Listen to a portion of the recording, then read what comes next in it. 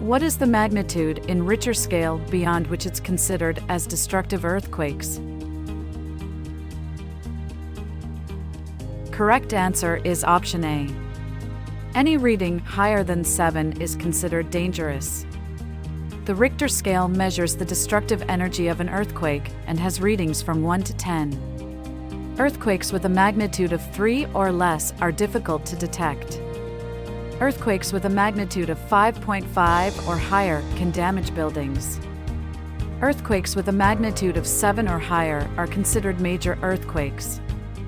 Another critical factor to evaluate the intensity of an earthquake is the overall duration of its occurrence.